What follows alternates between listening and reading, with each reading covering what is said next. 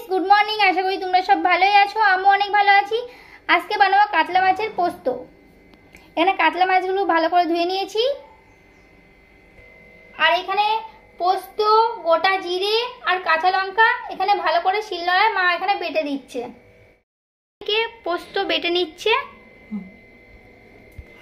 চুলোতে কড়াই বসিয়ে দিয়েছি, পরিমাণ মতন তেল দিয়ে দেবো।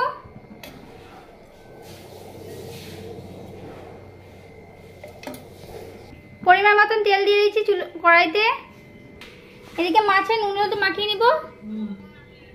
দিয়েছি হলুদ আর দিয়েছি লবণ। এবার মাখিয়ে নেব নুন হলুদ মাছে ভালো করে। হলুদ মাখানো হয়ে গেছে, এদিকে তেলও তেপে গেছে। মাছটা ভেজে নেব, সবকটা এবার ভালো করে ভেজে নেব। মাছগুলো উল্টে নিয়েছি। আর তোমরা অনেকে বলছো দিদি ভিডিও কেন আসছে না। আরে বোন, দাদা, ভাই, এত গরমে ভিডিও আমি করতে পারছি না। আর মা যা রান্না করছে তাই খেতে হচ্ছে। মা যা যা রান্না করছে, মা সব জিনিস সব রান্না করছে, কিন্তু আমি ভিডিও নিতে পারছি না। আর আমি ভিডিও করলে আমি একা একা ভিডিও করি, তোমরা জানো। আর এত গরমে আমি ঘরেই টিকতে পারছি না, কি বলবো, প্রচণ্ড গরম পড়েছে। আর তোমাদের ওখানে কেমন গরম পড়েছে? আর যারা যারা কমেন্ট করেছো তা আমি স্ক্রিনের উপর তাদের কমেন্টগুলো নিচ্ছি। যারা কমেন্ট করেছো থ্যাংক ইউ। এবার তুলে নেব। তুলে নিয়েছি।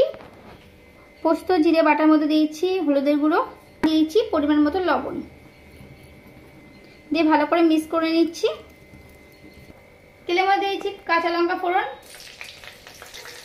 কাঁচা লঙ্কা ফোড়ন দেওয়া হয়ে গেছে। আর দিয়েছি গোটা জিরে ফোড়ন। এবার দিয়ে দিচ্ছি বাটাটা। ভালো করে কষিয়ে নিচ্ছি, 2 মিনিট মতন কষিয়ে নেবো ভালো করে। এর মধ্যে একটু চিনি দিয়েছি 2 দানা মতন। কষানো হয়ে গেছে 2 মিনিট। এবার দিয়েছি জল। দেওয়া হয়ে গেছে, এবার একটু ঢেকে দেবো 2 মিনিটের জন্য।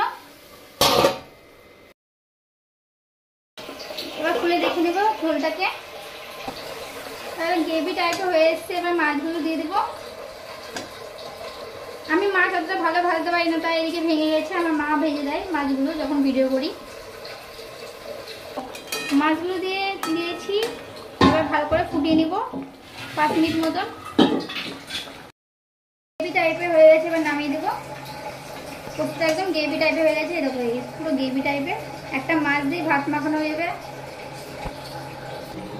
মাছের পোস্ত নামিয়ে দিয়েছি। মাছের পোস্ত রেডি হয়ে গেছে। মা কেমন হয়েছে? অসাধারণ হয়েছে, খুব সুন্দর, বেশি ঝোলও না। আর এই পোস্ত দিয়ে ভাত খাওয়া হয়ে যাচ্ছে। গরমে বেশি মশলা খাওয়া উচিত না, অল্প মশলা ঝটপট করে রান্না হয়ে যাচ্ছে মাছের পোস্ত। তোমরা বাড়িতে এরকম করে ট্রাই করো।